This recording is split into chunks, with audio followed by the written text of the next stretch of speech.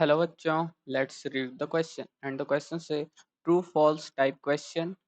Cooling is produced when a gas at high pressure expand suddenly. तो basically हम लोग पास ये स्टेटमेंट है और ये बताना है कि ये ट्रू है या फॉल्स है।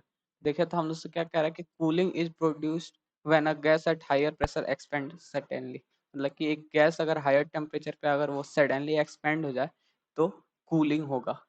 अब तो इस क्वेश्चन को सॉल्व करने के लिए जो की कॉन्सेप्ट यूज होगा, की concept to solve this question is, अगर लिख सकते हैं इसमें कि अगर हम लोग वर्क डन होगा, अगर कोई वर्क डन कोई भी गैस करती है तो वो उसके internal energy leads to decrease in internal energy.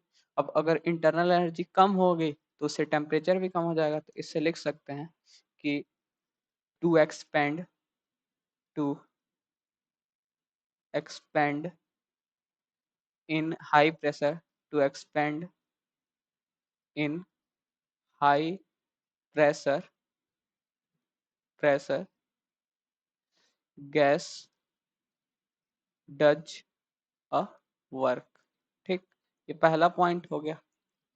जो दूसरा पॉइंट होगा कॉन्सेप्ट, इसमें जो दूसरा पॉइंट होगा कि the work done leads to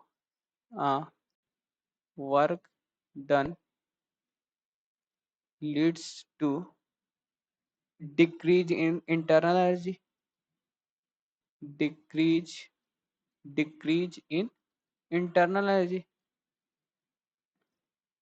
internal energy. ठीक, अब इन्हीं दोनों कॉन्सेप्ट पे क्वेश्चन सॉल्व हो जाएगा। तो अगर हम लोग क्वेश्चन देखें तो क्वेश्चन में क्या कह रहा है, हम लोग से बोल रहा है कि एक गैस है जो हाई प्रेशर पे सडनली एक्सपेंड हो रहा है। तब अगर देखें तो टू एक्सपेंड हम लोग को जो वर्क डन करना पड़ेगा, मतलब कि जो गैस होगा ऐसे लिख सकते हैं to expand work to be done, work to be done. अब अगर वर्क डन हुआ तो वर्क डन से क्या हो जाएगा, वर्क डन से क्या हो जाएगा, वर्क डन इट्स कॉज सी आई, हाँ इट्स कॉज, ऐसे लिख लें, दूसरे कलर से लिखते हैं, it's cause, it's causes decrease in internal energy, decrease in internal energy, internal energy. अब अगर इंटरनल एनर्जी कम हुआ तो इंटरनल एनर्जी कम हुआ इसका मतलब क्या हुआ कि डिक्रीज इन, अगर इंटरनल एनर्जी कम हो जाएगा तो that imply therefore temperature decrease या अगर इंटरनल एनर्जी कम होगा therefore temperature will decreases, decreases. ठीक, तो ये समझ सकते हैं कि अगर एक्सपेंड कर रहा है तो वर्क डन करना पड़ेगा, वर्क डन होगा तो इंटरनल एनर्जी कम होगा और इंटरनल एनर्जी कम होगा तो टेम्परेचर ड्रॉप हो जाएगा या टेम्परेचर डिक्रीज हो जाएगा। तो अगर टेम्परेचर डिक्रीज हुआ तो मतलब कि हम लोग को कूलिंग ही लगेगा, टेम्परेचर डिक्रीज होगा तो कूलिंग ही होगा।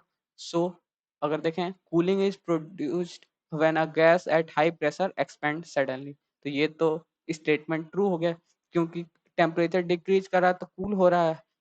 सो ये क्या होगा, स्टेटमेंट ट्रू हो गया। ठीक, so the final answer is given statement is true. Hope you understand it well. All the best, thank you.